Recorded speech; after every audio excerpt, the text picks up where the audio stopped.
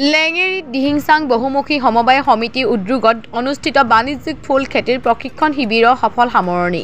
উদ্যমী কৃষক স্ব-সহায়ক গোট আৰু মহিলাসকলক আৰ্থ-সামাজিক দিশত স্বাৱলম্বী কৰি নতুন ব্যৱসায়িক সুযোগ সৃষ্টি কৰা উদ্দেশ্য কেবিনেট মন্ত্ৰী বিমল বৰা তৎপৰতাত টিংখাং সমষ্টি দিহিংচাং বহুমুখী সমবায় সমিতি উদ্যোগত লেঙেৰীস্থিত এণ্টাৰপ্ৰেনাৰশ্বিপত ডেভেলপমেণ্ট ট্ৰেইনিং চেণ্টাৰত বাণিজ্যিক ফুল খেতিৰ প্ৰশিক্ষণৰ আজি সফল সমাপ্তি ঘটে।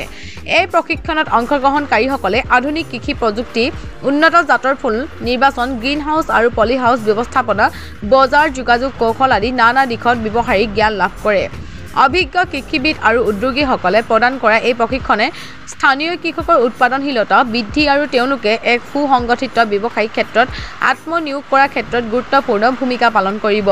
তদুপৰি এই প্ৰশিক্ষণৰ জৰিয়তে অঞ্চলটোৰ অৰ্থনৈতিক বিকাশ ত্বৰান্বিত হোৱাৰ লগতে স্থানীয় মহিলাসকলে স্বাৱলম্বী উদ্যোগ স্থাপন কৰি নতুন উদ্যমৰ সৃষ্টি কৰিব বুলি আশা কৰা হৈছে। আজি সফল সমাপ্তি ঘটা শিবিৰৰ সামৰণি সময়ছোৱাত বিভিন্ন ফুলৰ পুলি আদি বিতৰণ কৰা হয়।